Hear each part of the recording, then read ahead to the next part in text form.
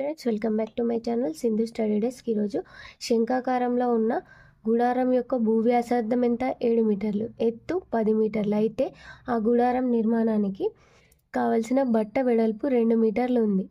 అయితే దాని పొడవును కనుగొనండి. ఎట్లుంటుంది? ఇట్లా ఈ గుడారం వ్యాసార్థం, దీని భూమి వ్యాసార్థం అంటే ఇదే కదా, ఇది 7 మీటర్స్. నెక్స్ట్ ఎత్తు 10 metres. R is equal to ఎంత ఇచ్చిండు? 7 మీటర్స్.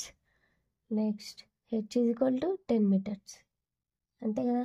నెక్స్ట్ ఎల్, మనం ఎల్ కలుపుకోవాలి. ఏటవాలు ఎత్తు అంటారు కదా, ఏటవాలు ఎత్తు, ఏటవాలు ఎత్తు ఎల్ ఈజ్ ఈక్వల్ టు ఎంత అవుతుంది? ఎల్ ఫార్ములా అంటే L square is equal to r square plus h square. అంటే L square is equal to r square ఎంత? 7 స్క్వేర్ ప్లస్ 10 స్క్వేర్ ఎంత? 49 plus 100. L square is equal to 149. L is equal to root 149. ఎంత అవుతుంది? 144 plus 5 అంటే 12.2 metres. ఇప్పుడు గుడారం యొక్క ఉపరితల వైశాల్యం ఏమవుతుంది? పై ఆర్ ఎల్. శంకు ఉపరితల వైశాల్యం పై ఆర్ ఎల్ కదా, అట్లనే 22/7 పై అంటే నెక్స్ట్ ఆర్ ఎంత? 7 ఇంటూ 12.2 మనకు వచ్చిన ఎల్.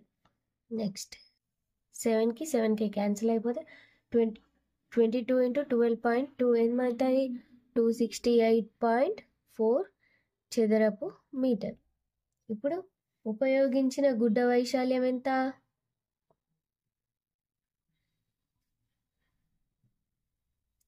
వైశాల్యం 268.4 చదరపు మీటర్లు.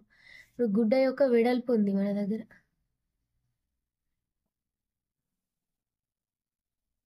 రెండు మీటర్లు.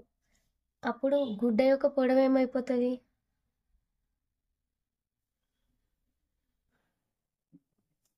వైశాల్యం బై వెడల్పు అవుతుంది కదా. అప్పుడు 268.4/2 is equal to 2 1s 2 3s 2 4s 0.2 34.2 మీటర్లు.